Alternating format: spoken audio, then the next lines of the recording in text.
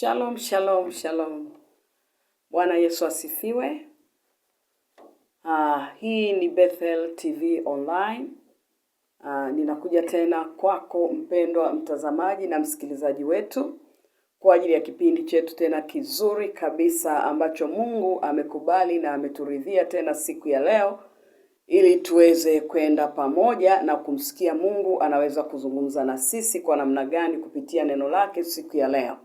Mpendwa mtazamaji, ni yeko mbele yako ni mtumishi wa Mungu Apostle Precious Eliakunda Maturo, ninayetokea katika kanisa la Bethel Calvary Church, tawi letu lililoko mahali hapa makao makuu hapa maeneo ya Maji ya Chai, njia ya Ng'ombe. Kanisa letu linaitwa Bethel Calvary Church, ambayo sasa tuko hapa nyumba ya maombi, yani na tunaitwa House of Prayer, makao makuu. Mungu akubariki sana tunapoendelea kufuatana na mimi, na najua itakuwa baraka sana kwetu sote na kwa Mungu wetu kwa kuwa tunaenda kumsikiliza kupitia neno lake. Mpendwa mtazamaji, acha tuombe kwa kufungua kipindi hiki. Baba, katika jina la Yesu Kristo, Mungu wetu na Baba yetu, asante kwa ajili ya neema yako, asante kwa ajili ya ukuu wako, asante kwa ajili ya uweza wako. Asante Bwana Yesu kwa ajili ya Bethel Calvary Church, asante kwa ajili ya Bethel TV. Asante Bwana kwa ajili ya mtumishi wako ambaye ni founder na askofu wetu Apostle Wile K. Akio. Asante Bwana Yesu kwa ajili ya watu wako ambao Mungu jioni ya leo wako mahali hapa ili wakusikilize kupitia neno lako, kupitia chombo chako ulichokituma mahali hapa ambaye ni mimi mtumishi wako. Baba, ninasema asante kwa ajili ya majira na wakati huu. Tunajiachilia mikononi mwako Bwana. Ninamwachilia mtumishi wako ambaye anatusikiliza na watoto wako ambao wanatusikiliza popote walipo na ambaye anatutazama popote alipo ulimwenguni. Bwana Yesu, ninaomba mkono wako wenye nguvu ukawasaidia watoto wako, ukawamulike, ukaseme nao katika jina la Yesu. Wape masikio ya kusikia, wape mwendo wa kutenda kwa ajili ya utukufu wa jina lako. Neno hili linapowafikia Bwana, acha wakasikie kutoka katika mateso yao, kutoka katika shida zao, maana Mungu umesema wewe ulituma neno lako ili kutuondoa katika maangamizo yetu yote. Baba, ninakushukuru kwa ajili ya Roho yako Mtakatifu afundishaye, na kushukuru kwa ajili ya Roho yako Mtakatifu aachiliaye msaada. Baba, tunajiachilia mikononi mwako, chini ya mkono wako ukatende Bwana kwa ajili ya utukufu wa jina lako. Mungu wangu na Baba yangu, nitumie kama vile upendavyo, na neno hili Bwana likalete uzima kwenye maisha ya watu wako. Ni katika jina la Yesu Baba nimeomba na kushukuru, amen. Na sote tuseme amen. Hallelujah. Mpendwa mtazamaji, mbele yako nimekuletea tena neno la Mungu. Na kichwa cha ujumbe wetu siku ya leo unasema kwamba ni kutaka msaada kutoka kwa Mungu, au kutaka msaada wa Mungu. Mpendwa mtazamaji, kuna kile ambacho unaweza kuwa unapitia, kuna vile ambavyo unaweza ukawa unapitia, kuna vile ambavyo unaweza ukawa unaona mambo yanaweza yakawa yameenda ndivyo sivyo, mambo yanaweza yakawa yameenda vile ambavyo hukutarajia. Lakini siku ya leo nataka niongee na wewe kwa habari ya kuhitaji msaada wa Mungu kwa yale ambayo unayapitia, kwa yale ambayo unaona yamekuwa mazito, kwa yale ambayo unaona yamekuwa magumu. Msaada kutoka kwa Mungu. Kila mwanadamu aliyeumbwa kwa mfano wa Mungu, kuna mahali ambapo kuna nafasi Mungu ameiachia kwa ajili ya mwanadamu huyu kumhitaji Mungu. Na msaada basi ni nini? Kuhitaji msaada ni huduma au kitu mtu anachofanyiwa, anapewa wakati ambapo anakuwa kwenye shida, wakati ambapo anakuwa kwenye dhiki, wakati ambapo anakuwa kwenye uhitaji. Na msaada, ina maana ya msaada ni hii mpendwa mtazamaji wetu na msikilizaji wetu, ya kwamba msaada ni kitu ambacho inawezekana umefikia mahali kwamba wewe peke yako huwezi. Umefikia mahali ya kwamba wewe mwenyewe hutaweza, wanadamu hawawezi kukusaidia. Ndio pale tunafika sasa tunahitaji msaada wa Mungu. Na jioni ya leo ninapozungumza na wewe kwa habari ya kutaka msaada wa Mungu, kuutaka msaada wa Mungu kwenye maisha yako, kuutaka msaada wa Mungu kwenye ndoa, kuutaka msaada wa Mungu kwenye ujana wako, kuutaka msaada wa Mungu kwenye familia, kwenye masomo, kwenye kila eneo ulilonalo. Unaweza ukawa umeona yamekuwa magumu, unaweza ukawa umeona umefika mwisho, unaweza ukawa umeona basi haiwezekani tena, lakini jioni ya leo ninataka nizungumze na wewe kwa habari ya kutaka msaada wa Mungu. Wacha twende kwenye maandiko matakatifu kama yanavyosema katika kitabu kile cha Ayubu sura ya 30 mstari wa 24. Ayubu sura ya 30 mstari wa 24. Fungua na mimi kitabu hiki cha Ayubu sura ya 30 mstari ule wa 24. Kama nilivyokuambia ya kwamba mwanadamu yote kuna engo anafikia, kuna mahali anafikia, akifikiri kwamba anaweza, akifikiri basi kwamba ndio amefika mwisho, au akifikiri kwamba basi anaweza kusaidiwa na mwanadamu au mwenzake wa namna yoyote. Lakini jioni ya leo nataka nizungumze na wewe kwamba kuna engo umefikia, kuna hali umefikia. Je, ni namna gani ambapo unaweza kuhitaji msaada wa Mungu? Twende haraka katika kitabu kile cha Ayubu sura ya 30 mstari wa 24. Maneno ya Mungu yanasema hivi: Je, mtu katika kuanguka kwake hanyoshi mkono na kulia msaada katika msiba wake? Bwana Yesu asifiwe. Mungu au Ayubu anapozungumza kwamba katika msiba wake, katika shida yake, katika dhiki aliyopitia, anasema je, mwanadamu anyoshi mikono? Anapozungumzia ishu ya kunyosha mikono ni ishu ya kuhitaji msaada. Unapoanguka chini, ukinyosha mkono, tayari mtu aliyeko karibu na wewe atanyosha pia mkono au atakunyoshia kitu akuinue kutoka pale ulipoanguka. Kwa hiyo Ayubu anapozungumza kwamba je, mtu katika kuanguka kwake atanyosha mkono kuhitaji msaada? Nimekwambia msaada ni kitu mtu anachopewa bure, bila kutaka malipo, bila yule anayekupa kutaka malipo. Msaada, anapopewa mtu msaada ni kwa sababu ameonyesha uhitaji. Hivyo mpendwa mtazamaji na msikilizaji wangu, siku ya leo ninapenda kukwambia ya kwamba unahitaji kweli. Kuna pale umewekwa, inawezekana ni mazingira ya adui, unawezekana ni mazingira ambayo umejiweka mwenyewe, lakini kwa namna yoyote kuna mazingira unaweza ukawa upo, lakini ukahitaji msaada bila kujua kwamba unapaswa kuangalia msaada wa Mungu. Ayubu anaposema kwamba je, mtu akianguka hata inua mkono kuhitaji msaada? Tunajua ya kwamba Ayubu alianguka, alifika mahali akapata tamaa, alifika mahali akaumia, alifika mahali akaona basi haiwezekani tena. Je, anauliza, je, mtu hata inua mkono kutaka msaada? Mpendwa mtazamaji wa Bethel TV, ninasema na wewe jioni ya leo ya kwamba kuna engo unaweza ukawa umefikia. Na hapa ambapo Ayubu anasema kwamba je, auinui mkono, anauliza kabisa, au utainua mkono kuhitaji msaada? Kwa hiyo ninavyosema na wewe, ninasema kwamba basi unapokuwa kwenye engo fulani umebanwa, inawezekana umebanwa kwenye ugonjwa, inawezekana umebanwa kwenye mateso, unawezekana umebanwa kwenye ugumba, unawezekana umebanwa kwenye kukosa fedha, inawezekana uchumi wako uko chini, inawezekana watoto wanasumbua, inawezekana hauoni breakthrough, hauoni mpenyo kwamba utaelekea wapi. Wacha nikwambie mtu wa Mungu, Ayubu anasema je, mtu hainui mkono kutaka msaada? Hii ni kusema kwamba wakati tunapokuwa na mateso na shida na dhiki na taabu na chochote tunachokipitia ambacho tunaona kiukweli tumefikia mwisho, ndipo mahali ambapo Mungu anasema na sisi kupitia maandiko matakatifu haya ya kwamba je, hatutahitaji msaada? Je, hautainua mkono? Kuinua mkono ni ile hali ya kuhitaji msaada.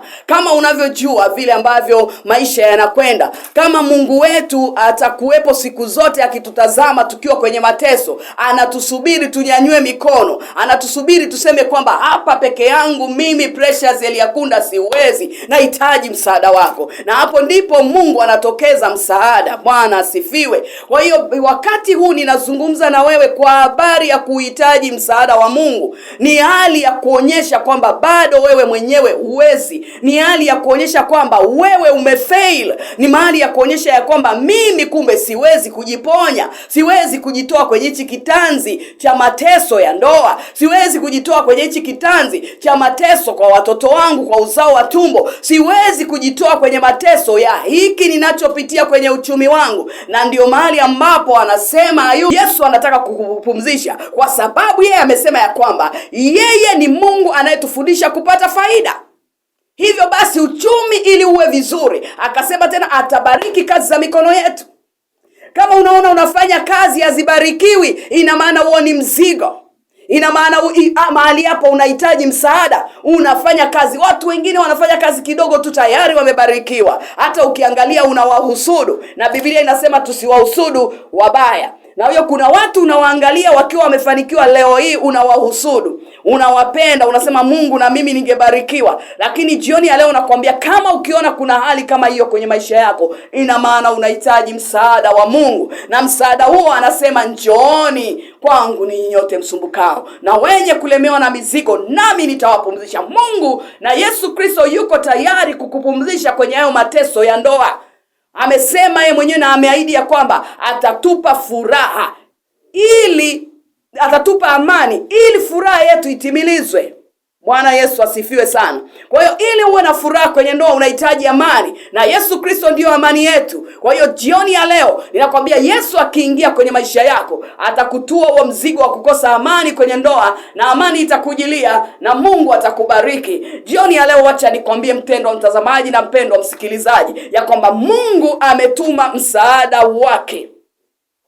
Anapotuma msaada wake, wewe onyesha uhitaji. Ninapozungumza na wewe kama ninavyozungumza na wewe jioni ya leo, ninajua ya kwamba kuna wakati ambapo unaona kwamba labda hauhitaji msaada, lakini nikwambie kwa hakika hapo ulipo, kile unachokifanya unahitaji msaada wa Mungu. Na msaada wa Mungu siku ya leo niko hapa nikupeleke kwenye msaada wa Mungu. Nikwambie unyanyue mikono yako kama Ayubu anavyosema, je, mtu atainua mikono yake akihitaji msaada? Na jioni ya leo Mungu anapoona uhitaji wako, anasema atatusaidia, kwa sababu yeye mwenyewe amesema, njooni kwangu ninyi nyote msumbukao na wenye kulemewa na mizigo, nami nitawapumzisha. Na yuko hapa ili kukuondolea mzigo wa mateso ya ndoa, kukuondolea mzigo wa mateso ya umasikini, kukuondolea mzigo wa mateso ya kukosa amani, kukuondolea mzigo wa huzuni, kukuondolea mzigo wa kutokuolewa kwa jina la Yesu. Mungu yuko hapa na Yesu Kristo yuko hapa katikati ya mazungumzo haya na mahubiri haya, akizungumza na wewe, akikuhubiria kupitia kinywa changu ya kwamba unahitaji msaada. Na kama unahitaji msaada, amesema njooni kwangu ninyi nyote msumbukao na wenye kulemewa na mizigo, nami nitawapumzisha. Mungu yupo kwa ajili ya kukupumzisha. Mpendwa mtazamaji, mateso gani unapitia? Inawezekana una uhitaji wa fedha na unahitaji Mungu akufungulie mlango wa kiuchumi. Unahitaji labda Mungu akufungulie mlango wa kimataifa. Unahitaji labda Mungu akufungulie kwa namna ambavyo unahitaji msaada wa Mungu. Ile hali ya kuonyesha kwamba wewe unahitaji ni hali ya kuonyesha kwamba wewe unahitaji msaada wa Mungu. Mpendwa mtazamaji wangu na msikilizaji wangu wa Bethel TV, Mungu amelituma jioni ya leo kuzungumza na wewe, kukuambia kwamba msaada unaohitaji jioni ya leo, utainua tu mikono na Mungu atakupatia msaada wake. Bwana asifiwe sana. Bwana Yesu asifiwe. Mungu akubariki sana tunapoendelea kusikiliza na kunitazama. Jioni ya leo Mungu anapozungumza na sisi kwa habari ya kuhitaji msaada, akasema katika Zaburi 46 mstari ule wa kwanza, anasema Mungu kwetu sisi ni kimbilio na nguvu, msaada utakaoonekana wakati wa mateso. Tena amesema msaada utakaoonekana tele wakati wa mateso. Zaburi ile ya 46 mstari wa kwanza anasema Mungu kwetu sisi ni kimbilio na nguvu, na ni msaada utakaoonekana tele wakati wa mateso. Tena msaada tele, yani manake kwamba ule msaada Mungu anaotoa unapita kile ambacho tulikuwa tunategemea. Ni zaidi, tele ni zaidi. Tele ni overflow au run over, au ni kujazwa na kuzidishwa. Bwana Yesu asifiwe sana. Kama Mungu anasema kwamba njooni kwangu ninyi nyote msumbukao na wenye kulemewa na mizigo, je, jioni ya leo una mzigo gani? Jioni ya leo una shida gani? Una tabu gani? Una dhiki gani ambayo Mungu anakuambia njoo, na amefungua mikono kama ninavyofungua mikono yangu. Unajua Mungu ni baba yetu. Anaposema mtoto wangu, mwanangu njoo, ni kama ishara ya baba au ya mama anapomuona mtoto wake mdogo anakuja akikimbia, anafungua mikono ili ampokee, amkumbatie na amuondoe katika hiyo shida. Mungu yuko mahali hapa jioni ya leo ili kukutoa katika dhiki, katika shida na katika mateso ambayo unapitia. Kama ni ugonjwa, alisema yeye ni Jehova Rafa, Mungu mponyaji. Na jioni ya leo ninatamka uponyaji kwenye maisha yako katika jina la Yesu. Kila aina ya magonjwa ambayo yanakusumbua, jioni ya leo msaada wa Mungu umetokea kupitia kinywa changu na kupitia sauti yangu. Sauti yangu inapokufikia, upokee uponyaji katika jina la Yesu Kristo. Pokea uponyaji wako katika jina la Yesu Kristo, mwana wa Mungu aliye hai. Yeye ni Jehova Rafa, Mungu mponyaji, ambaye ndiye tabibu mkuu. Nami natamka uponyaji katika jina la Yesu. Jioni ya leo anasema Mungu kwetu sisi ni kimbilio na nguvu, msaada utakaoonekana tele wakati wa mateso. Kumbe kunapokuwa na kimbilio, mahali pale pana msaada. Mahali ambapo unakimbilia, kumbe ni mahali penye msaada. Bwana Yesu asifiwe sana.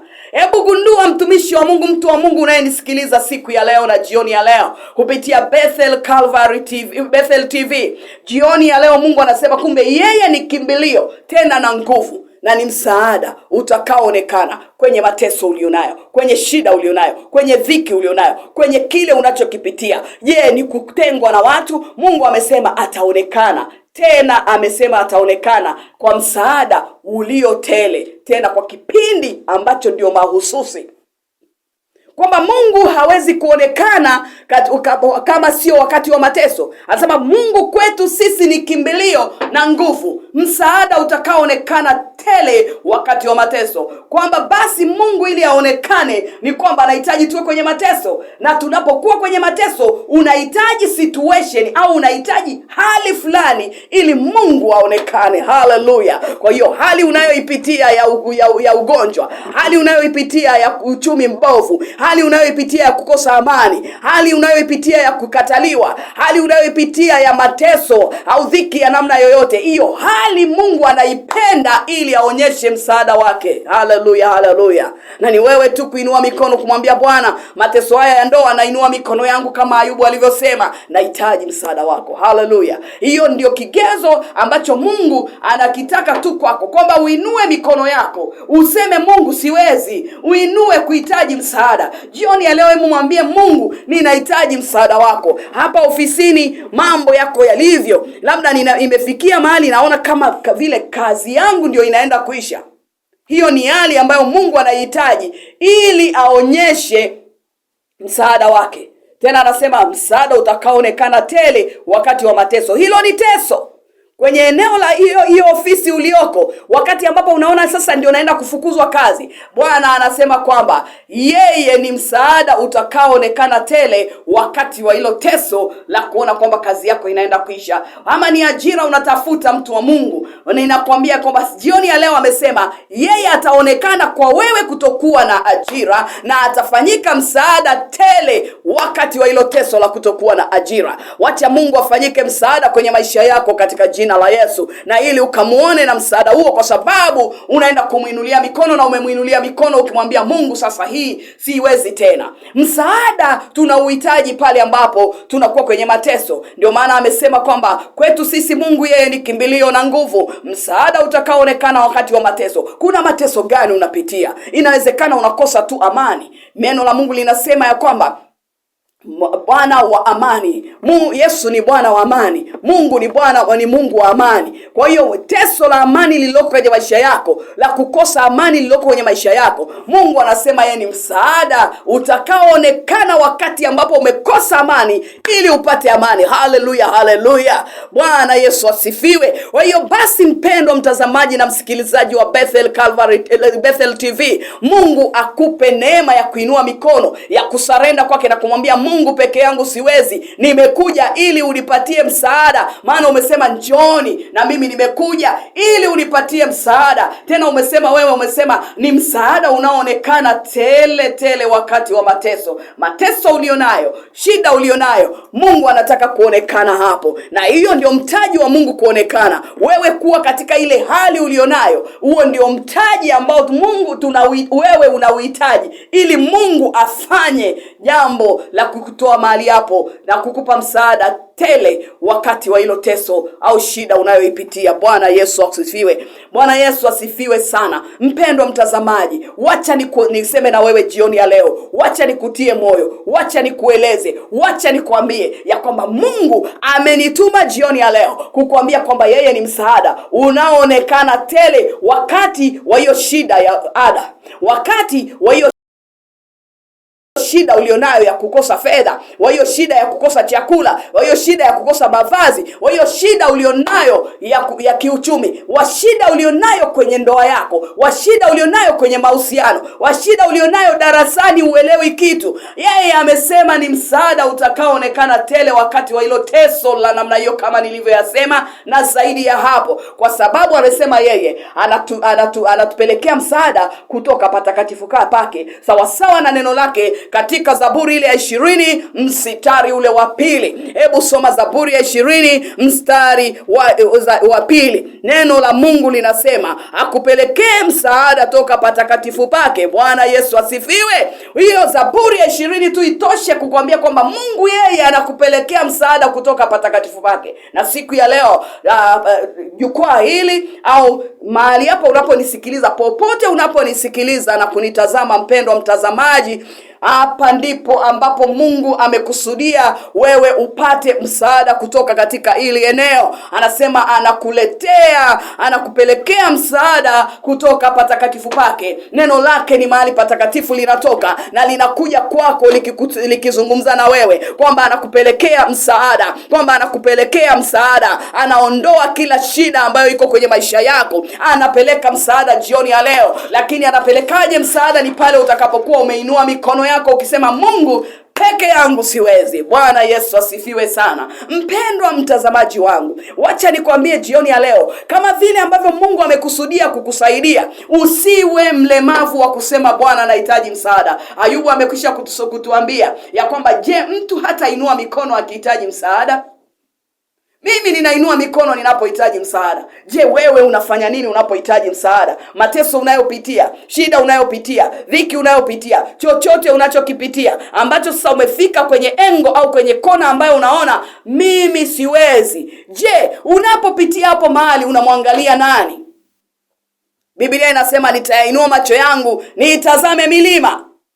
Anaposema nitainua macho yangu niitazame milima, milima ni mateso, milima ni shida, milima ni ile hali unayoipitia ambayo kwa kweli unaona kwamba ina shida. Anasema nitainua macho yangu niitazame milima. Msaada wangu utatoka wapi? Msaada wangu katika Bwana aliyezifanya mbingu na nchi. Asiwache mguu wako usogezwe, asisinzia kulindaye. My.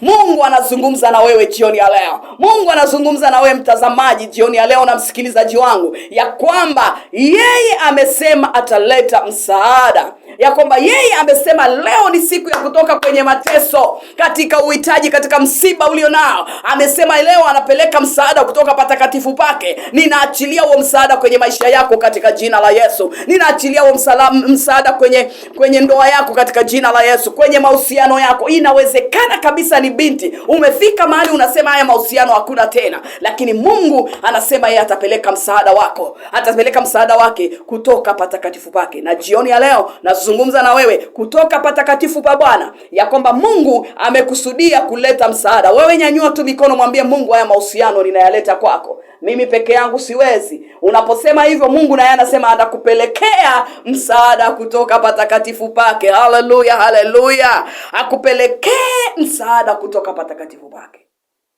Bwana Yesu asifiwe.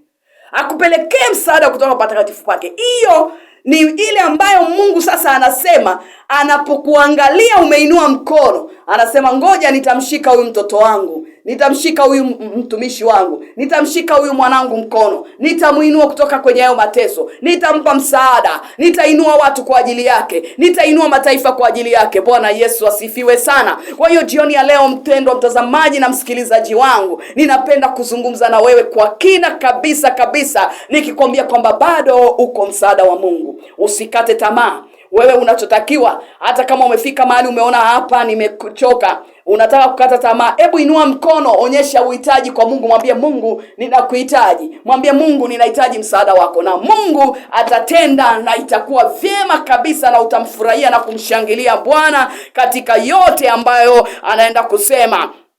Biblia inaposema katika kitabu kile cha Zaburi ya 121 mstari wa kwanza na wa pili, anasema nitayainua macho yangu niitazame milima, msaada wangu utatoka wapi? Mungu, mtunga Zaburi alikuwa anauliza kwamba anapoinua macho yake akimtazama Bwana, anapoinua macho yake akitazama milima alionayo, akitazama shida alizonazo, akitazama umasikini alionao, akitazama dhiki alionayo, akitazama teso la ndoa alilonalo, akitazama teso alilonalo la mahusiano, akitazama umasikini alionao, akitazama vile ambavyo anapigwa na watu, akitazama vile ambavyo ananenewa maneno mabaya, akitazama vile ambavyo amefika kwenye kona amekata tamaa, akitazama ule mlima wa yale anayopitia, anasema kwamba nitainua macho yangu niitazame milima, msaada wangu utatoka wapi? Mtunga Zaburi anauliza msaada wake utatoka wapi katika mateso. Lakini jioni ya leo ninakwambia msaada wangu katika jina la Bwana. Haleluya, haleluya. Tena yeye aliyezifanya mbingu na nchi. Huu ndio msaada wetu. Mungu ndio msaada wetu katika jina la Yesu, kwenye kila tunalolipitia. Je, unahitaji biashara yako iongezeke? Mungu ni Mungu wa maongezeko. Alimwambia Adamu, muende mkakae katika bustani ya Edeni, mkazae na kuongezeka. Sio uzao wa tumbo peke yake.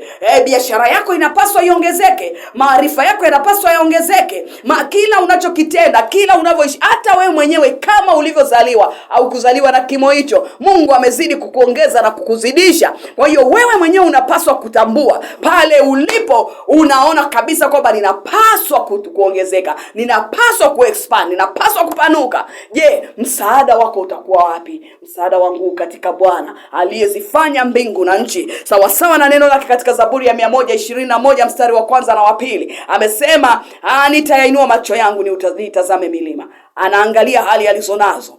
Mtunga Zaburi alikuwa anaangalia milima anayopitia, mateso anayopitia, kushindwa alikopitia, ile kudharauliwa alikopitia, ile hali ya umasikini aliyopitia, hali zote alizopitia. Mtunga Zaburi akasema kwamba nitayainua macho yangu nitazame milima, nitazame mateso yangu, nitazame shida hizi. Msaada wangu katika Bwana aliyezifanya mbingu na nchi. Kwa jioni ya leo, mpendwa mtazamaji, jua ya kwamba uko msaada kwa Mungu. Ni wewe kuinua mikono yako na kuhitaji msaada huu kutoka kwa Bwana. Ni wewe kuinua mikono yako na kusema, Mungu nimesarenda, na ninaposarenda Mungu ninahitaji msaada wako. Mwambie Mungu ninahitaji msaada. Na hivyo jioni ya leo tutaenda kuomba pamoja ili Mungu atufanyie msaada, ili Mungu akufanyie msaada mpendwa mtazamaji, ili Mungu katika hiyo ndoa akufanyie msaada, katika biashara hiyo akufanyie msaada, kwa ajili ya uzao wa tumbo Mungu akufanyie msaada. Na amesema ni msaada unaoonekana tele wakati wa kuwa mgumba,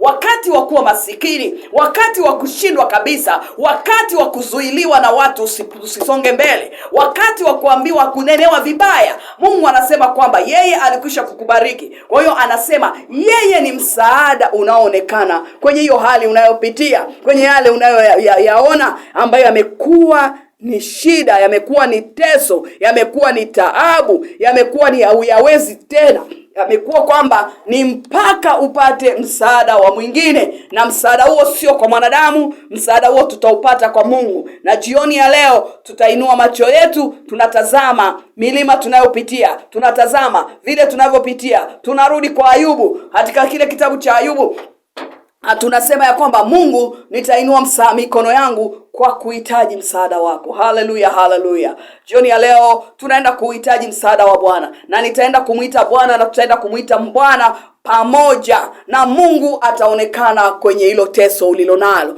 Ninaona mtu ambaye biashara yake imefika mahali imekwama. Ninaona mtu ambaye biashara yake imefika mahali haiongezeki tena. Kila anachopata kinaingia mfukoni, lakini hakuna maongezeko. Mungu anasema na wewe jioni ya leo kwamba yeye ni msaada wako, na amesema ataonekana tele kwenye hiyo biashara. Amesema ataonekana ili biashara yako ionzoke. Kuanzia siku ya leo, tarehe ya leo, mark my words, andika pale pembeni kwamba leo Mungu ameleta msaada kwenye biashara yangu, na biashara yako ndani ya miezi 2 mpaka 3 Mungu atakuwa amefanya kitu cha tofauti sana, na biashara itaongezeka zaidi ya vile ulivyowahi kuwaza. Na hii itakuletea ushuhuda, na utamshuhudia Bwana, na utajua kwamba Mungu ameleta msaada kutoka patakatifu pake. Haleluya, haleluya. Ninaona jioni ya leo Mungu akikusaidia kwenda hatua nyingine, akikulazajazia msaada tele kwenye maisha yako.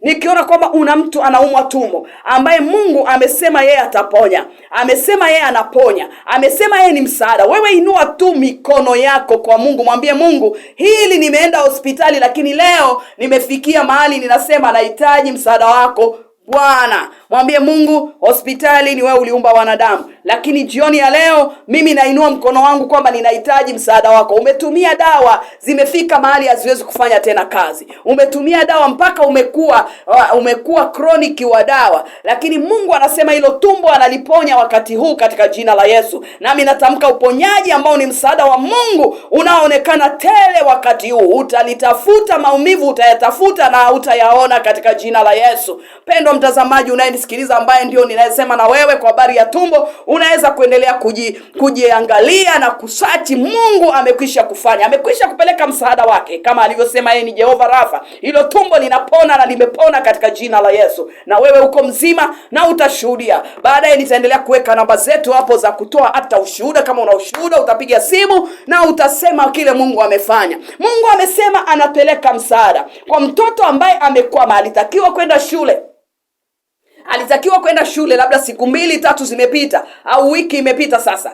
Alipaswa awe amelipa malipo, amepiga. Nazungumza na wewe mzazi ambaye unahangaika sasa, ukiangalia wanadamu. Ondoa macho yako kwa wanadamu. Nisikilize jioni ya leo. Nazungumza kwa mamlaka ya jina la Yesu kwamba Mungu, ikifika kesho saa 3 asubuhi, Mungu atatenda jambo na utampeleka shule mtoto saa 8 atakuwa hayuko nyumbani. Mungu atatenda hivyo na itakuwa katika jina la Yesu. Mungu akutendee wewe mzazi. Ambatana na mimi katika imani, tukiona kwamba huu ni msaada kutoka kwa Mungu katika jina la Yesu. Haijalishi umesumbuka kiasi gani, haijalishi umeambia watu wangapi, lakini Mungu kama alivyosema katika kitabu kile cha Isaya 60 mstari ule wa 11, ya kwamba yeye amesema kwamba malango yako yatakuwa wazi mchana na usiku, ili kuamuru mataifa wakuletee utajiri wao na wafalme wao wakiongozwa nao.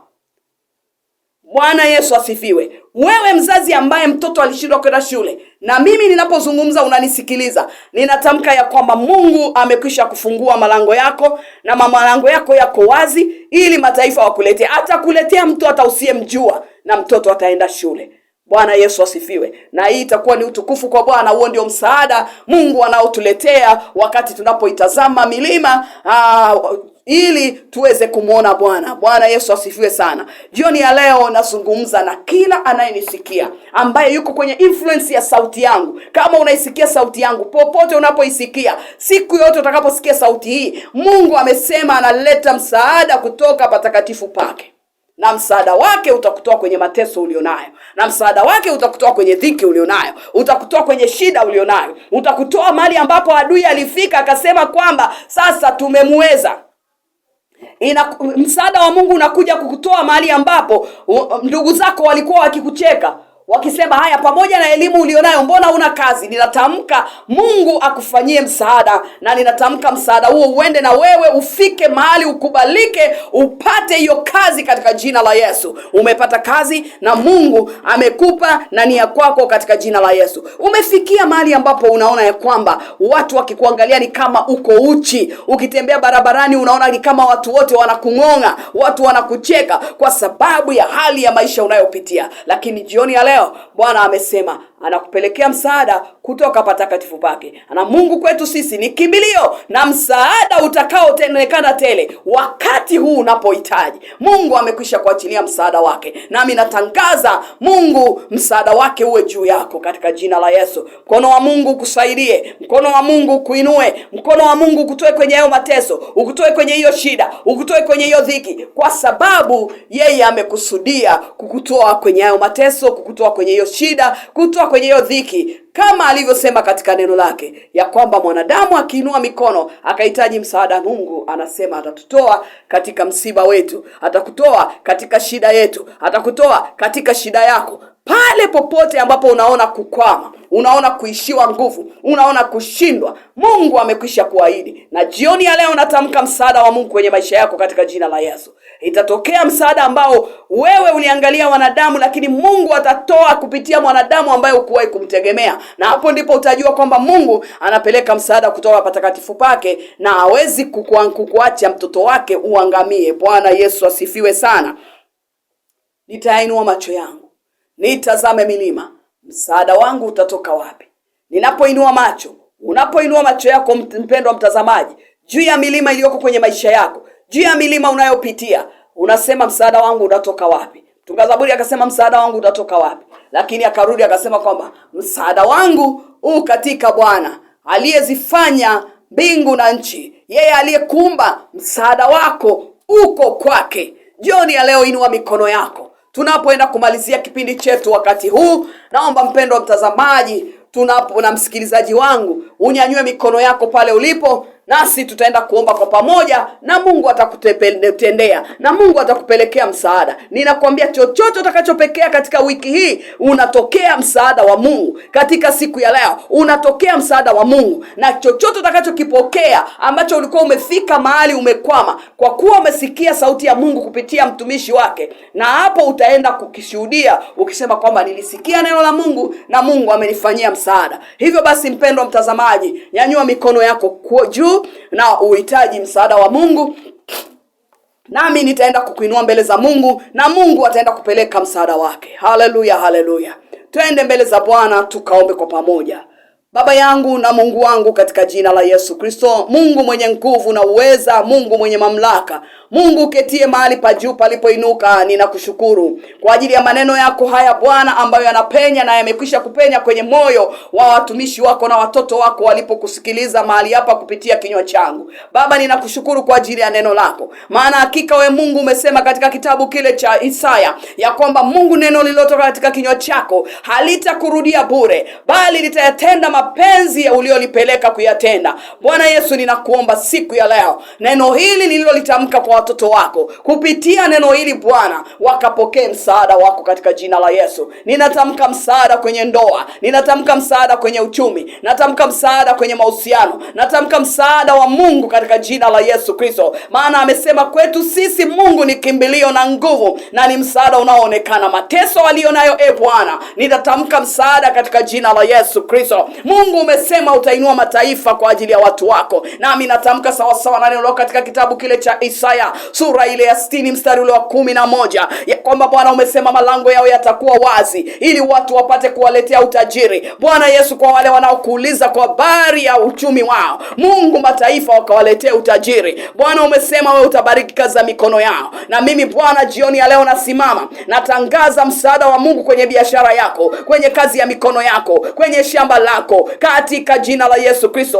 kwenye mifugo yako katika jina la Yesu Kristo, iwe baraka katika jina la Yesu. Na kila alaye, kila laana iliyowahi kuachiliwa ya maneno, laana iliyowahi kuachiliwa ya matamshi kwenye eneo la uchumi wako, ninaifuta kwa damu ya Yesu na kwa jina la Yesu Kristo. Wale waliotamka kwamba wanyama wako hawataongezeka, kwa mamlaka ya jina la Yesu ninaondoa hiyo laana kwa mamlaka ya jina la Yesu Kristo. Na wale waliotamka ya kwamba hautaajiriwa, ninaondoa laana ya kutokuajiriwa, maneno ya kutokuajiriwa ninayafuta kwa damu ya Yesu. Natangaza ajira, natangaza ajira kwa mamlaka ya jina la Yesu. Utaajiriwa in Jesus mighty name, utaajiriwa kwa jina la Yesu Kristo. Pokea ajira yako, pokea ajira yako katika jina la Yesu Kristo. Wewe ambaye unanitazama, ambaye ndoa yako imekuwa na matatizo, ninaomba leo Mungu mwenye amani akapeteketishe amani yake katika ndoa yenu katika jina la Yesu. Kwa namna gani? Mungu mwenyewe anajua, maana amekwisha kupeleka msaada kutoka patakatifu pake katika jina la Yesu Kristo. Wewe kijana unayeteseka na mahusiano, kwa jina la Yesu Kristo, hebu Mungu akupe wewe kijana wa kiume kuona matokeo yako, kuona kile ambacho unapaswa kuona, na huo ufanyike msaada katika kule kutangatanga unakotangatanga. Wewe binti, mtoto wa kike unayesimama ukimlilia Mungu, ukimwambia kwamba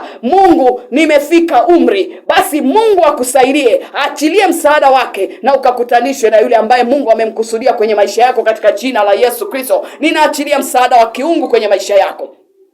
Ninaachilia msaada wa kimungu kwenye maisha yako. Naachilia msaada wa kimungu kwenye eneo la uchumi, kwenye eneo la ndoa. Ninaachilia msaada wa kiungu kwenye eneo la mateso ambayo umepitia katika jina la Yesu. Kama ni yule ambaye unahitaji tabibu wa kimwili, basi Yesu Kristo tabibu mkuu anaenda kupita kwa madaktari ambao watakuhudumia na utakuwa salama katika jina la Yesu. Wewe ambaye unaingia kwenye operation, ninasema ya kwamba operation hiyo itakuwa successful, itatimia vizuri na Mungu atatenda kwa mkono wake. Hakutakuwa na uovu wala ubaya katika jina la Yesu Kristo. Ninatangaza baraka tele katika jina la Yesu. Baraka kwenye uchumi wako, baraka kwenye ndoa, baraka kwenye mahusiano, baraka shambani, baraka kazini katika jina la Yesu Kristo. Kila utakachoweka mikono yako, Bwana amesema ataachilia msaada, na yeye amesema msaada wake ni huu, ya kwamba atabariki kazi ya mikono yako. Ibarikiwe kazi za mikono yako, zibarikiwe kazi za mikono yako katika jina la Yesu Kristo, mwana wa Mungu aliye hai.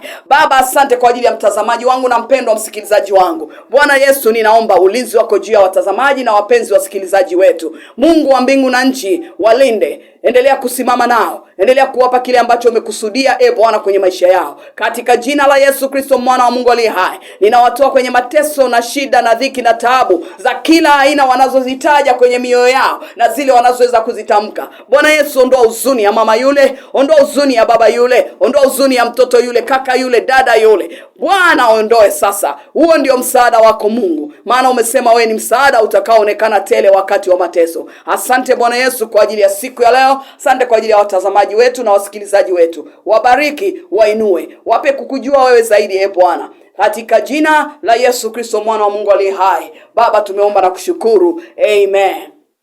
Mpendwa mtazamaji wetu, wacha basi kipindi hiki vinarushwa live kutoka katika studio zetu za Bethel TV hapa Maji ya Chai, njia ya ng'ombe. Na mtu wa Mungu, kazi hizi zote zinahitaji mkono, na Biblia inasema waendaje wasipopelekwa? Hapa tumekuja kwa sababu kuna mtu amegharamia vipindi hivi, kuna mtu ametoa kwa ajili ya vipindi hivi. Kwa hiyo mtu wa Mungu, pale kwenye skrini yetu pale chini utaona namba yetu ya lipa namba, utaiona pale. Hivyo unapojisikia kwamba unaweza kuchangia ili vipindi vyetu viendelee kuruka hewani, hizi gharama ni kubwa. Mungu akubariki tu unapoenda kuangalia ile lipa namba yetu ambayo ni 54 38 37 41.